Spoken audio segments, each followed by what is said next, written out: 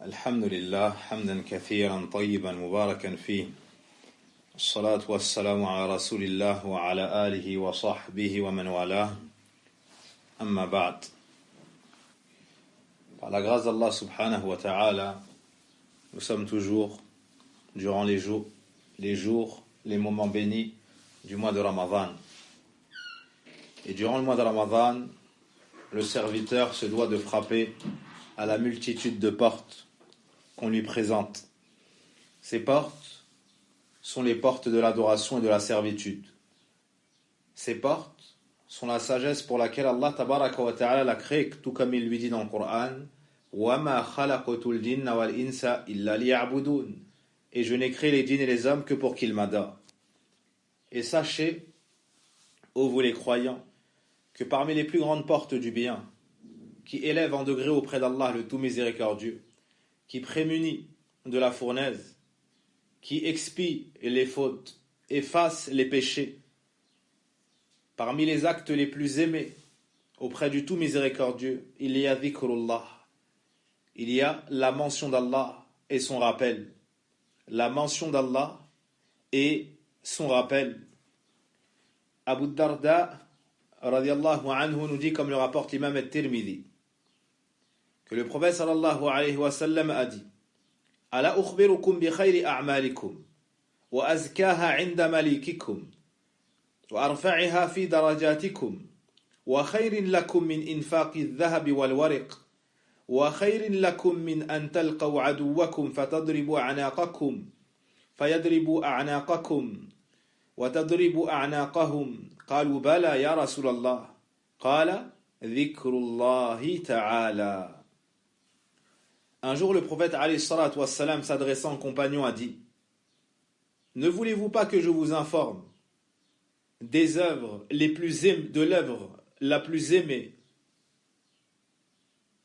ou plutôt, ne voulez-vous pas que je vous informe de la meilleure de vos œuvres, la plus pure auprès de votre roi, votre maître, la plus élevée en degré, meilleure pour vous que de dépenser l'or et l'argent, ou meilleure que de se retrouver dans l'armée, mourir au combat, ou remporter sur l'adversaire?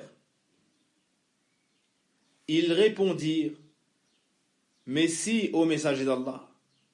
Le prophète alayhi salatu wassalam leur a alors dit: Dhikrullahi ta'ala, le rappel d'Allah le Très-Haut, la mention d'Allah le Très-Haut.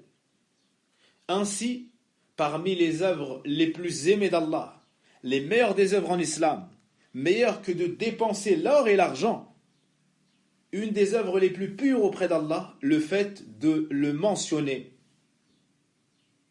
Celui qui fait du dhikr aura dépassé les autres. Un jour, le prophète alayhi salatu wassalam était en chemin ou revenait de voyage et a dit, en voyant une montagne, Jumdan, sabaqa al-mufarridoun. Al-mufarridoun ont dépassé les autres. Qal wa ma al-mufarridoun ya Rasulallah. Ils dirent: Qui sont al-mufarridoun au message d'Allah? Qui sont ceux qui ont dépassé les autres? Qala al-dhakirun Allah kathira wa al-dhakirat. Ce sont ceux et celles qui mentionnent Allah en abondance. Ceux qui font du dhikr, Allah subhanahu wa ta'ala leur a préparé un pardon et une énorme récompense.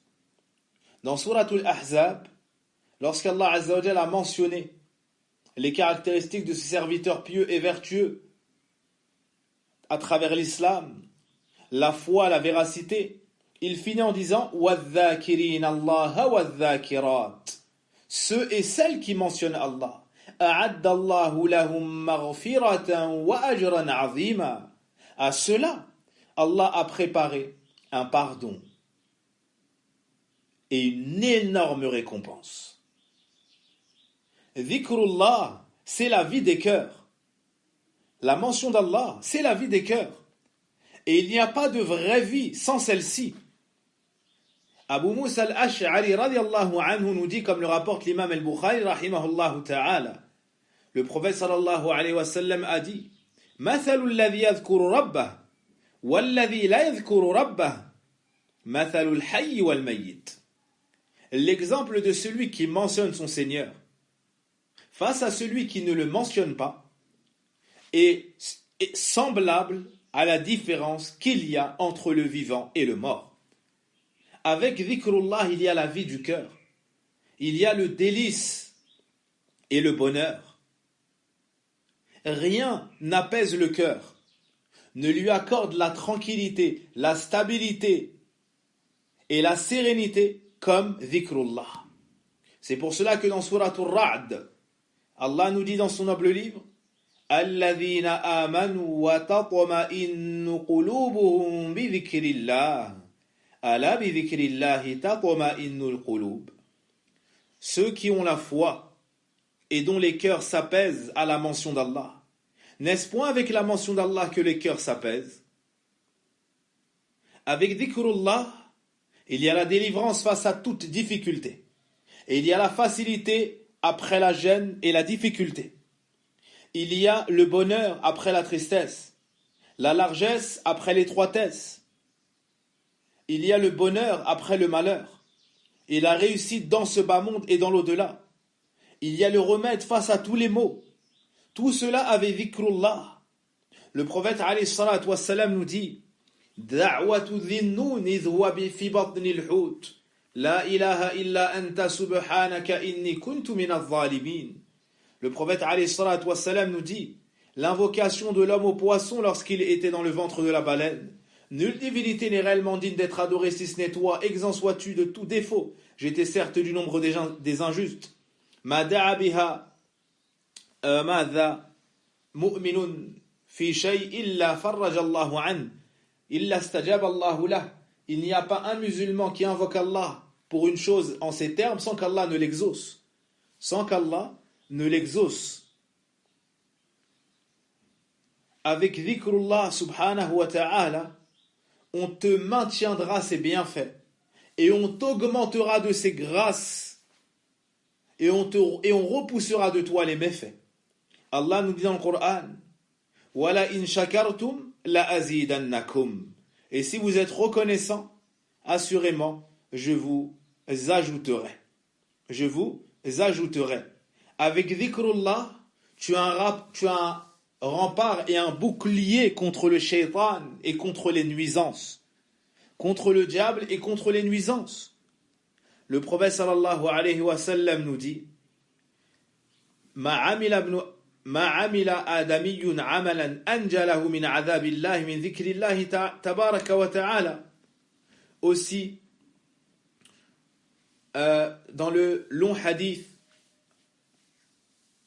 où Allah Azza wa Jal ordonne à son prophète d'enseigner à Banu Israël 5 paroles, l'exemple de celui qui fait du dhikr et l'exemple de celui qui a des ennemis à ses trousses, il se sauve et ils sont juste derrière lui.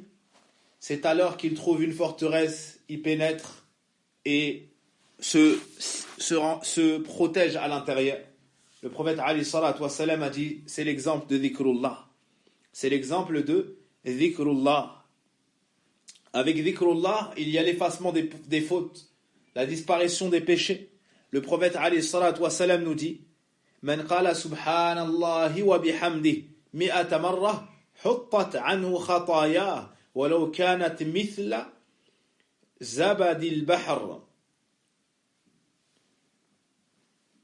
On nous dit celui qui dit 100 fois par jour subhanallahi wa bihamdihi, ou celui qui dit 100 fois subhanallah wa bihamdi, on lui ôtera ses fautes, fussent-elles aussi nombreuses que l'écume de la mer, que tout ce qu'il y a sur la mer. Et les hadiths dans ce sens sont très nombreux.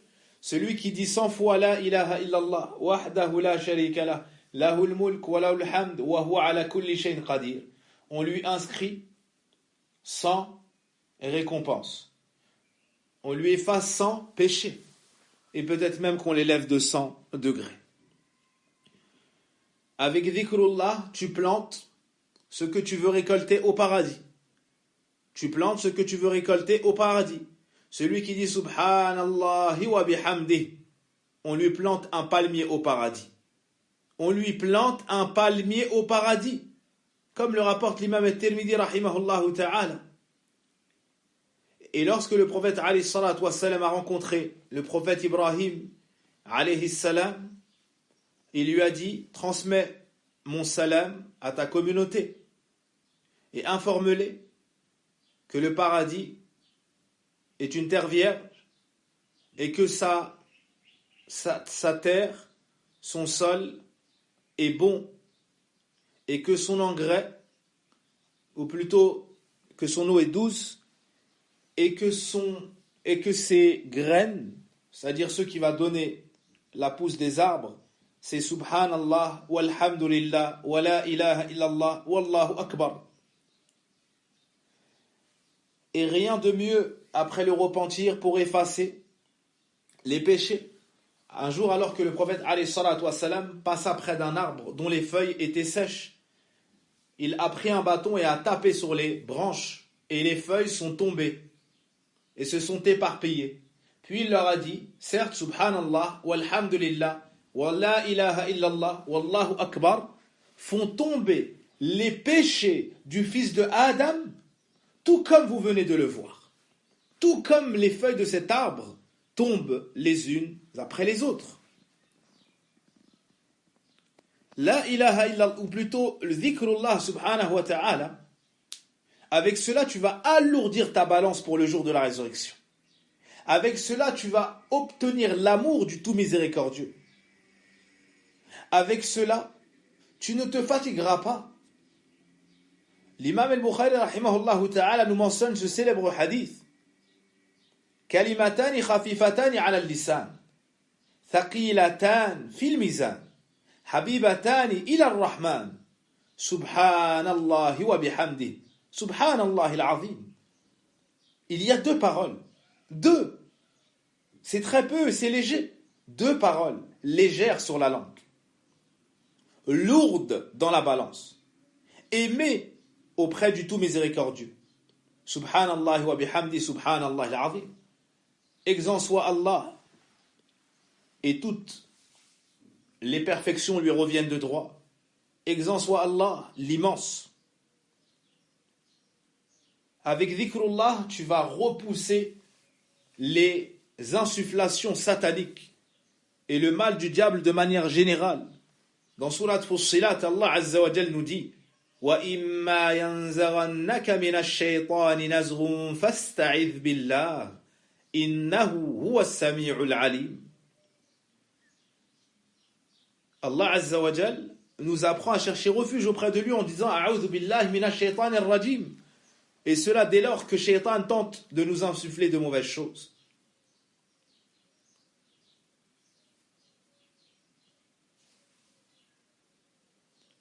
À l'inverse, ceux qui sont loin du rappel d'Allah, les shayatines sont proches d'eux. Dans Surat Zukhruf, Allah nous dit: وَمَنْ يَعْشُ عَنْ ذِكْرِ الرَّحْمَنِ نُقَيِّضْ لَهُ شَيْطَانًا فَهُوَ لَهُ قَرِينٌ. Donc en s'éloignant du rappel du tout miséricordieux, il y a un diable qui suit constamment la personne. Donc le rappel d'Allah subhanahu wa ta'ala regorge de mérite, d'utilité et de bienfaits. Et l'imam Ibn al-Qayyim rahimahullah ta'ala a écrit un livre qui s'appelle Al-Wabil As-Sayyib, et je vous recommande sa lecture. Dedans, il nous dit il y a plus de 100 mérites de dhikrullah. Il en a mentionné plus de 70. Il en a mentionné plus de 70 si mes souvenirs sont bons. Et dhikrullah, ce qui t'est demandé, c'est de le faire en abondance. C'est de le faire en abondance. Les adorations, on te demande de les appliquer, de les faire. Mais dhikrullah, on ne se contente pas de cela. On te dit de le faire en abondance. Allah te dit dans Suratul Ahzab: Ya ayyuhalladhina amanu dhkurullaha dhikran kathira. Ô vous qui avez cru, mentionnez Allah avec abondance. avec abondance. Et dans Suratul Ahzab, on a vu la grande récompense pour ceux qui mentionnent Allah et celles qui le mentionnent avec abondance. Et dans Suratul Anfal, Allah nous dit وَاذْكُرُوا كَثِيرًا لَعَلَّكُمْ تُفْلِحُونَ. Et mentionnez Allah avec abondance, ainsi obtiendrez-vous le succès. Donc ce qui est demandé aux serviteurs d'Allah, c'est dhikrullah, mais avec abondance. Et on nous a légiféré le matin des invocations, en fin de journée des invocations, au réveil une invocation, au coucher des invocations, en sortant de chez soi des invocations, en rentrant chez soi des invocations, en rentrant à la mosquée, en sortant des invocations, lorsqu'il pleut, lorsqu'il vente, des invocations, et ainsi de suite. Le musulman doit rythmer ses jours et ses nuits avec l'invocation d'Allah subhanahu wa ta'ala. Et les invocations sont multiples. Subhanallah, walhamdulillah, wa la ilaha illallah, wallahu akbar, la hawla wa la quwwata illa billah, hasbi Allah wa ni'mal wakil, subhanallah wa bihamdi, subhanallah al-azim, astaghfirullah, na'am, la ilaha illallah wahdahu la sharika lah, lahul mulk wa lahul hamd, wa huwa ala kulli shay'in qadir. Et le meilleur dhikr, c'est la lecture du Coran. C'est la lecture du Coran. Wa ba'd, ikhwani al-kiram, revenons à notre sujet, qui est l'étude du livre de l'imam al-Bukhari, rahimahullahu ta'ala, qui s'intitule Al-Adabu al-Mufrad. Al-Adabu al-Mufrad. Et nous avons fini hier le chapitre 18, Babu Ardil Islami ala al-Ummi Nasraniyya. Chapitre, le fait de présenter, d'inviter à l'islam la mère qui est chrétienne. Et aujourd'hui, nous étudions le chapitre numéro 19, Babu Birril Walidayn Ba'da Mawtihima. Le chapitre suivant est le chapitre de la bienfaisance ou de la bonté envers les parents après leur mort. Chapitre de la bonté envers les parents après leur mort. L'imam al-Bukhari, rahimahullah ta'ala, a mentionné ce chapitre dans son livre Al-Adab al-Mufrad pour nous expliquer, nous informer que la bienfaisance envers les parents et la bonté à leur égard, tout comme elle a lieu sous formes multiples de leur vivant, perdure et reste même après leur mort. Même après leur mort, la porte reste grande ouverte pour celui à qui Allah aura accordé la réussite après science, connaissance et envie. Certaines personnes, du fait que leurs parents sont décédés, pensent qu'ils ne peuvent plus faire de bien. Ils ne peuvent plus leur être utiles, bénéfiques et profitables. Et ceci est dû à l'ignorance. Ceci est dû à l'ignorance. Certains sont désemparés et hautement désespérés, pensant ne plus pouvoir faire le moindre bien à leurs parents. Or, le terrain est aplani, vaste et semé de fruits. L'imam al-Bukhari, rahimahullah ta'ala, nous dit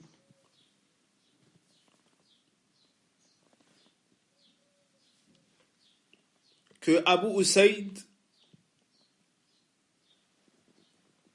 يحدث القوم قال كنا عند النبي صلى الله عليه وسلم فقال رجل يا رسول الله هل بقي من بر أبوي شيء بعد موتهما أبرهما قال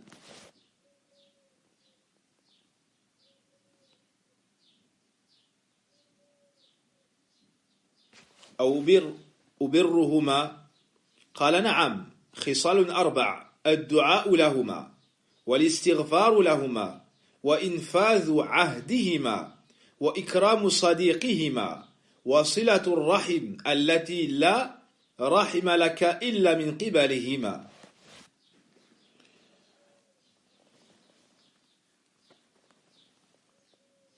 Abu Usaid radiallahu anhu racontait aux gens, nous étions auprès du prophète alayhi salatu wassalam, et un homme demanda, ô message d'Allah, puis-je encore agir avec bonté envers mes défunts parents?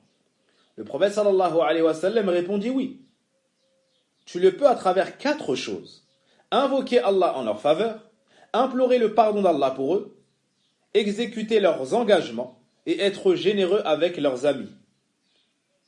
Honorer leurs amis. Et le fait de lier les liens de parenté qui ne s'opèrent qu'à travers eux. C'est-à-dire, on expliquera juste après, Inch'Allah. Dans ce hadith, il y a 4 caractéristiques. Les 2 premières, c'est ad-du'a, puis la deuxième, la troisième et la quatrième. La première caractéristique, on nous dit ad-du'a ou lahuma, le fait d'invoquer Allah en leur faveur. Ad-du'a est une des plus grandes adorations et les plus aimées d'Allah subhanahu wa ta'ala. Et ad-du'a pour les parents, c'est demander à Allah azza wa jal de leur accorder le bien, de les préserver du mal. Et ou de détailler cela, demander pour eux la miséricorde, le fait d'être préservé du feu de l'enfer, l'entrée au paradis, l'obtention de son agrément, l'élévation en degré au paradis, et ainsi de suite. Puis, on nous dit al-istighfar ou lahuma, le fait de demander pardon à Allah pour eux. Ça entre dans le dua. Mais on a spécifié la demande de pardon d'entre l'ensemble des dua parce que c'est un des points les plus importants. Al-istighfar, c'est le fait de demander à Allah qu'il leur pardonne, qu'il cache leurs fautes, les préserve des conséquences et leur efface cela. Le deuxième point, c'est le fait d'exécuter leurs engagements. S'ils ont laissé des recommandations, le fait de les mettre en pratique. Naam, faites ceci, ne faites pas cela. Naam, barakallahu fikum. Certains parents, par exemple, disent Yani, j'aimerais après ma mort qu'au moins une fois par mois, il y ait une réunion entre vous. Yani, pour lier les liens de parenté entre ses enfants. Naam.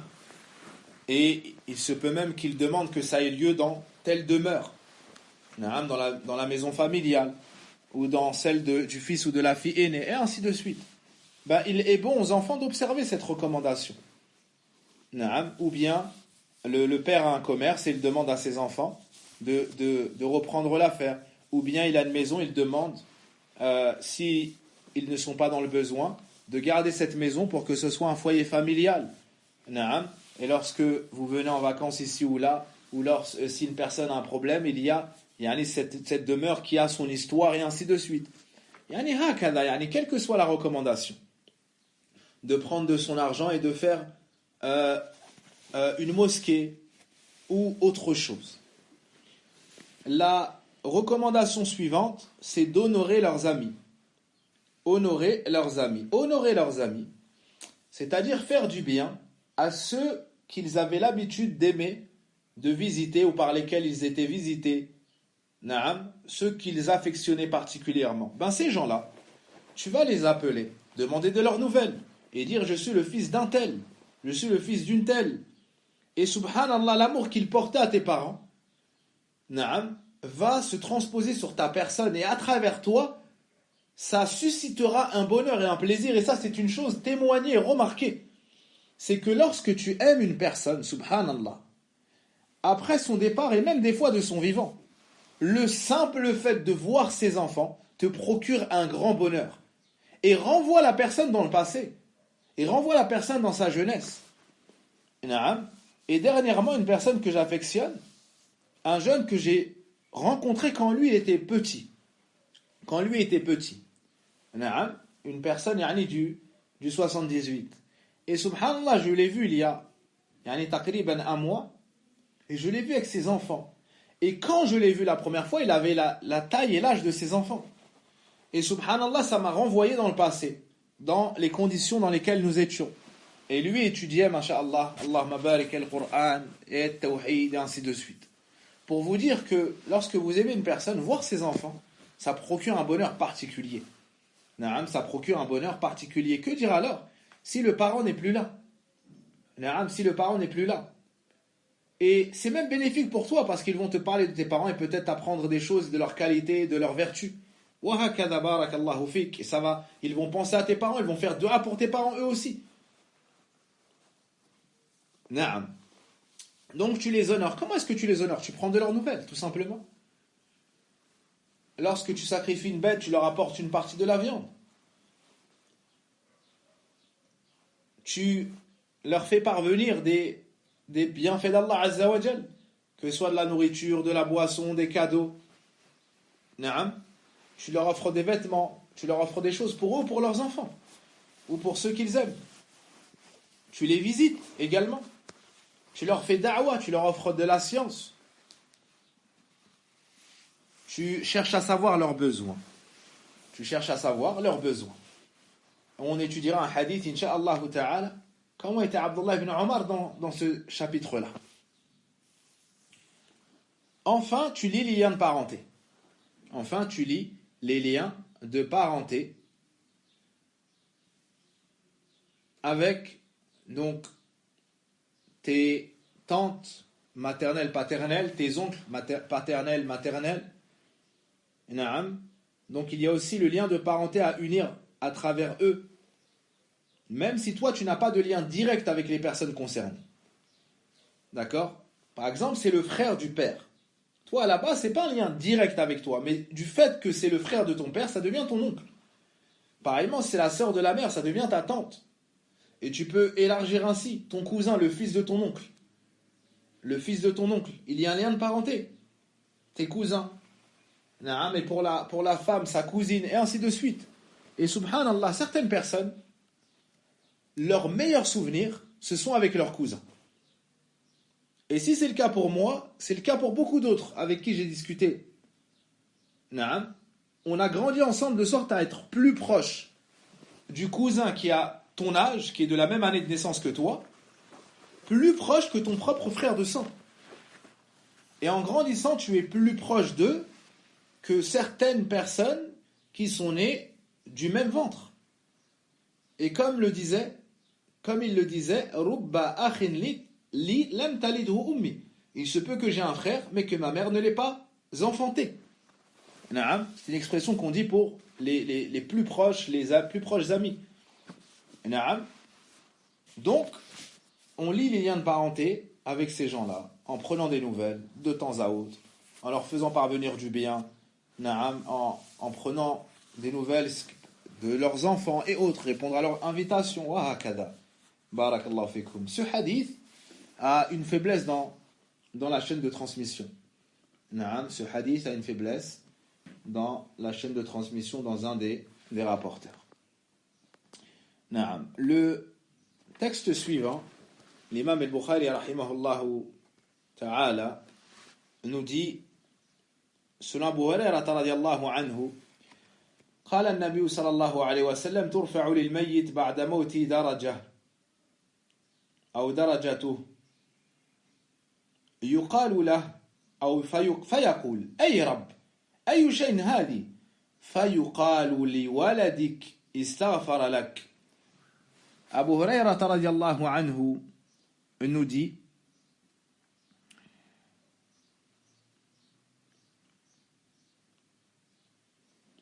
ou plutôt c'est un hadith mawqouf où Abu Hurairah radiyallahu anhu nous dit, on élève les degrés du défunt après sa mort. Celui-ci demande au Seigneur d'où provient cela.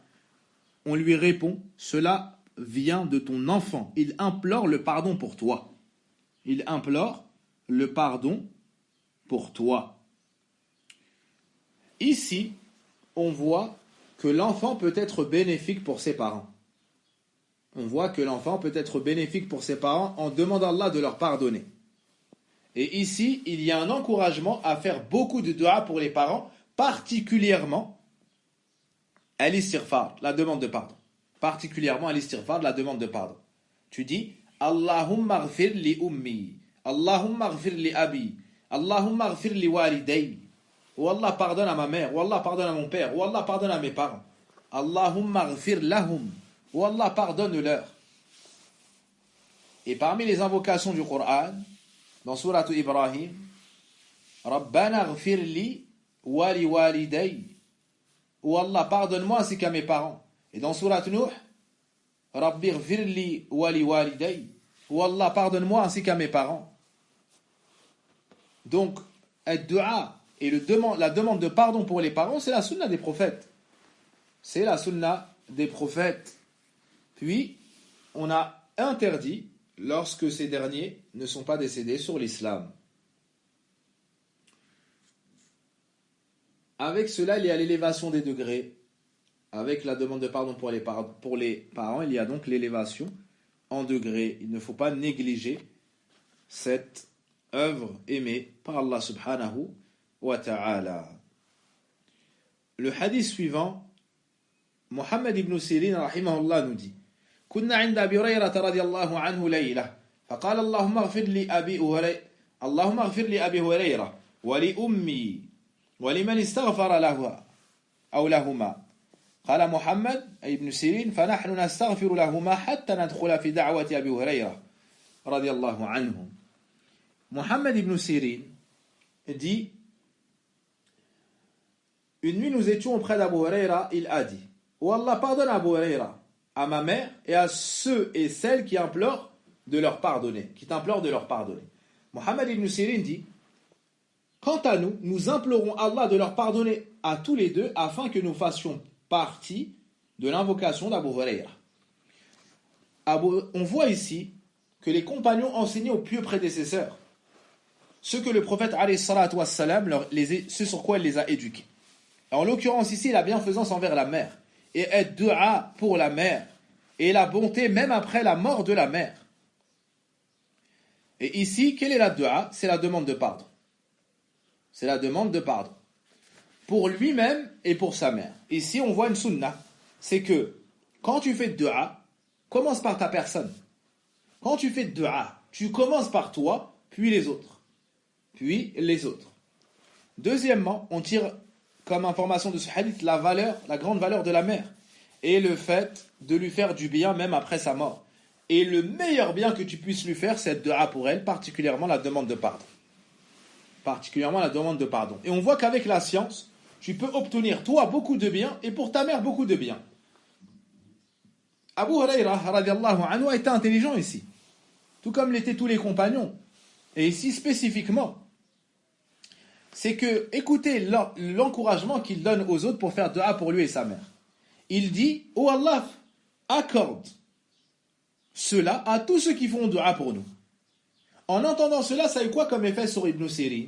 C'est qu'il s'est mis à faire dua pour Abu Huraira et sa mère. Il s'est mis à faire dua pour Abu Huraira et sa mère. Donc, ceci est un grand bienfait, que tu fasses dua pour toi et que tu fasses dua pour ta mère, pour tes parents, s'ils sont musulmans. Donc ça fait partie des plus grandes portes du bien. Les hasanat leur parviennent, l'élévation en degré leur parvient.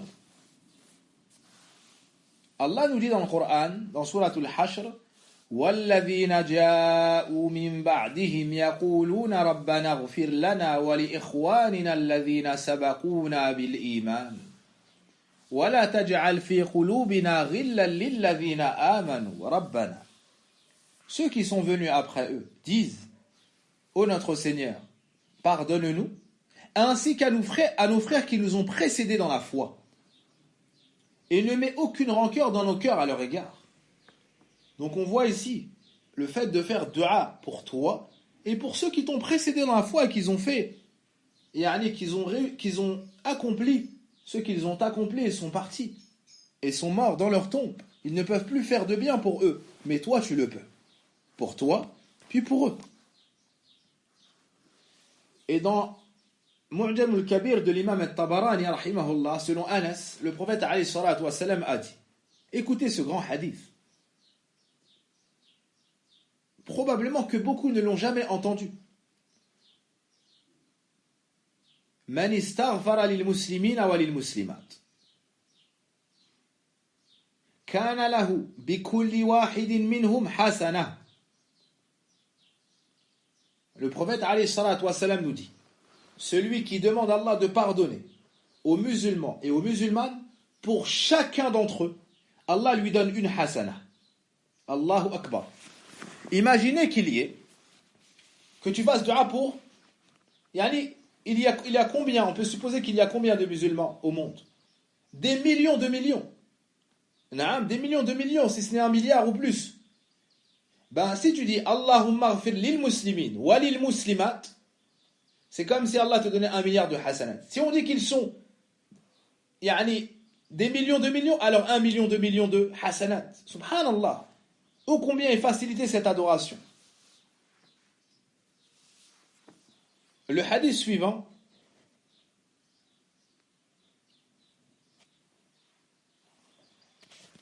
Abu Hurayrah radiyallahu anhu nous dit إذا مات العبد انقطع عنه عمله إلا من 3 صدقة جارية أو علم ينتفع به أو ولد صالح يدعو له. Le prophète sallallahu alayhi wa sallam nous dit, lorsque le serviteur décède, son œuvre cesse, excepté 3 choses. Une aumône durable, une science dont on tire bénéfice, et un enfant pieux qui invoque en faveur de ses parents. Ici, dans ce hadith, nous voyons que le mort peut tirer profit de ses œuvres accomplies dans ce bas monde, et particulièrement d'un enfant pieux qui invoquera en sa faveur.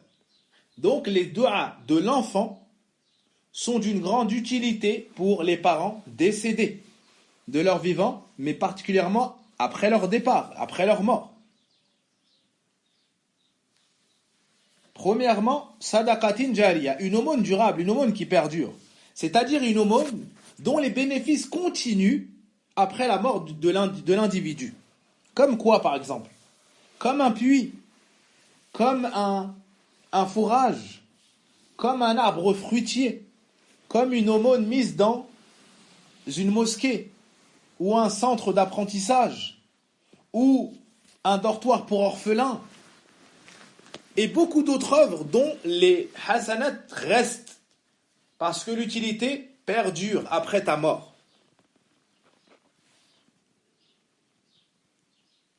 Le deuxième point, une science dont continue à tirer profit et bénéfice après ta mort. C'est-à-dire que de son vivant, il a appris, il a étudié, il a appliqué, puis il a donné du temps. Il a donné du temps pour pour la transmission, pour l'enseignement. Il a pris du temps sur sa personne, du temps sur ses enfants, du temps sur son épouse, du temps sur son travail.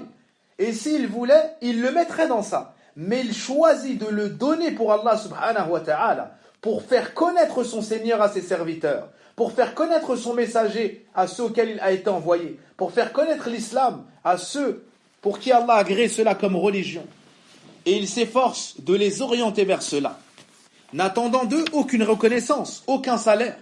Celui qui fait ça, lorsqu'il mourra, ces gens ont appris de lui, ils vont appliquer ce qu'il disait et donnait, ils vont à leur tour transmettre cela à leurs proches et leurs enfants. Pour tout ça, Allah va lui donner des récompenses. Allahu Akbar. C'est pour cela que les savants ont dit on ne connaît pas d'adoration plus méritoire et plus durable que talibul ilm wal amalu bih wa nashrih. On ne connaît pas d'adoration plus méritoire et durable que l'apprentissage de la science, sa mise en pratique et sa propagation. Donc toute personne qui a appris de toi, qui s'est corrigée par ta cause, qui a su par ta cause, qui a appliqué, qui a transmis, tu as toutes les hasanats qu'elle met en œuvre. Le prophète alayhi salatu wa sallam nous dit, celui qui enseigne le bien et qui le montre aux gens aura la même récompense que tous ceux qui vont l'appliquer. Allahu Akbar. Allahu Akbar. Si tu enseignes al-Fatiha à une personne, toute sa vie il va prier, Inch'Allah. Tu as la récompense. Si tu apprends la lecture, si tu apprends la langue arabe, si tu apprends le bon comportement, si tu apprends et apprends, Tout ce que tu enseignes à tes enfants, quand ils vont l'appliquer, tu en seras récompensé. Que dire alors si tes enfants à leur tour enseignent à leurs enfants? Et ainsi de suite. Il n'y a pas meilleur que talibul ilm. Il n'y a pas meilleur que le chemin de la science. Même si les gens pensent que tu perds ton temps et que tu gâches ton avenir parce que tu aurais pu faire tel travail et telles études, il n'y a pas meilleur que le chemin de la science. Et le chemin de la science n'appauvrit pas. Le chemin de la science n'enlève pas les autres connaissances mondaines. Et c'est connu, éprouvé, démontré, observé que ceux qui se mettent dans le chemin de la science, Allah subhanahu wa ta'ala les comble d'une intelligence qui est supérieure à celle des autres, d'une subsistance qui est plus bénie que celle des autres. Et il ne leur enlève rien. Au contraire, il leur remplace par une richesse du cœur qu'on ne saurait atteindre avec l'argent et l'intelligence mondaine. Enfin, le prophète alayhi salatu wassalam nous dit un enfant pieux qui fait dua pour ses parents. J'oubliais un point. Lorsqu'on dit la science, tu me diras peut-être, mais moi je ne fais pas partie des gens de science. D'accord. Sache que si tu offres des livres, que si tu finances les études, tu rentres dans ce chemin et tu auras toi aussi la récompense. Un enfant pieux qui fait dua pour les parents, ça lui est hautement bénéfique. Et les savants disent que c'est meilleur de faire dua pour lui que de dépenser l'argent en sacrifiant des bêtes et distribuant la viande. Dua, c'est encore mieux. C'est encore mieux. Donc il obtient les récompenses. Et ici, il y a un grand message qui est adressé à nous, chers parents. C'est de parfaire l'éducation de nos enfants pour qu'ils puissent faire dua pour nous. Parce que si on ne parfait pas leur éducation, on a dit un enfant pieux ici, on n'a pas dit un simple enfant. L'enfant, il ne va plus penser à toi. L'enfant, il va t'oublier. Mais s'il est pieux, jamais il n'oubliera. Car il a été éduqué sur le Coran, il a été éduqué sur la Sunna. Une grande leçon pour finir. Ces gens-là sont morts. Et vous voyez les portes de l'adoration qui se sont ouvertes à eux. As-sadaqa, la science et l'enfant pieux. Ils ont des hasanat alors qu'ils sont dans leur tombe tous les jours. Et d'autres sont vivants, ils marchent sur la terre et des semaines et des mois s'écoulent et ils ne prennent pas de hasanat. Et au contraire, ils amassent des péchés. Inna fi dhalika la dhikra liman kana lahu qalbun aw alqa as-sam'a wa huwa shahid. Wa salli Allahumma wa barik ala nabiyyina Muhammadin wa ala alihi wa sahbihi ajma'in. Et j'oublie une des plus grandes adorations que vous pouvez faire pour vos parents, al-umrah et al-hajj. Comme la personne qui a dit au messager d'Allah, puis-je faire le pèlerinage pour moi? Ou plutôt il a dit dans la talbiya, le pèlerinage pour telle personne. Le prophète lui a dit, t'as fait pour toi? Il lui a dit non, il a dit fais pour toi, puis pour telle personne. Naam, pour toi, puis pour telle personne. Et pour celui qui cherche quoi faire à ses parents. Naam, la transmission de la science, offrez des livres d'invocation. Kitab al-Tawhid. Faites un puits, un fourrage pour vos parents. Plantez des arbres fruitiers. Participez à la construction d'une mosquée. Et vous-même devenez pieux, mémorisez le Coran pour qu'on donne les meilleures des choses à vos parents. Subhanakallahumma wa bihamdik. Ashhadu an la ilaha illa ant. Astaghfiruka wa atubu ilayk. Wassalamu alaykum wa rahmatullahi wa barakatuh.